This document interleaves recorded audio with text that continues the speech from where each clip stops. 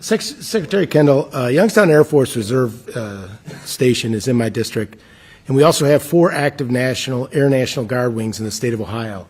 In February, you unveiled your planned reoptimization efforts for the Air Force and Space Force. Can you share your insight on how the Air Force plans on incorporating the Air Force Reserve and Air National Guard bases into the new proposed reorganization of the service? The overarching answer is that no major changes should be expected. What we're doing is to try to ensure that we're focused on the pacing challenge, the threat that's most dominant right now, and ensuring that we have in place organizational structures, mostly in the active Air Force and the active Space Force, that are focused on keeping us competitive over time and keeping us as ready with the current force as we can be at all times.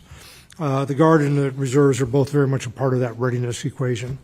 And what will probably happen is there'll be a look at how readiness is assessed for those units to ensure that the right standards and so on are in place and the right assessment mechanisms are in place. We want to make sure that our units that are intended to be deployable to support an operations plan have everything they need so that they can go do that and that they're really ready to go deploy. And that would apply to some of those units as well. So there are some things on the margin that might change because of this, but I don't think anything fundamental is expected to change. General Alvin, you want to add anything to that? No, I think Secretary has it just right. I think when we look at the manner in which we look at changing how we're going to present forces to the combatant commands, it's been different. For the last 20 years, we've been sort of crowdsourcing our Air Force, and we've sort of been privileging the preservation of the installation at the expense of perhaps the combat unit. They'd sort of meet over there in theater. We can't do that in the Indo-Pacific. And so as we change that, we need to understand what exactly is it going to take for a unit that sits together behind the fence line in a given installation or a wing. What do they need, as the Secretary said, to be able to pick up, deploy on short notice, go someplace, generate combat power, sustain that combat in a way we haven't done that before. So General Lowe and General Healy were there at the inception of this, and I asked them, I said, how do you see the Guard and the Reserves playing into this? And they said, we share ourselves perfectly because we were designed to be that.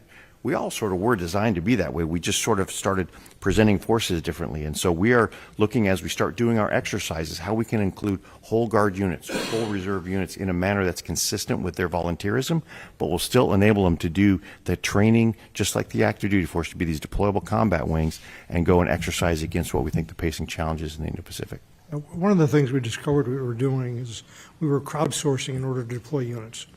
We would send, say, a fighter squadron to the Middle East somewhere, and all the supporting functions that had to go with it to make it, fully functional, we would crowdsource across the Air Force, including elements out of the Guard and Reserves. So we're picking a few people here, a few people there, a few people there. That's not the way you want to go into a combat zone, into a war. You want to have a unit that's cohesive, that's trained together, that's ready to go deploy together and fight together.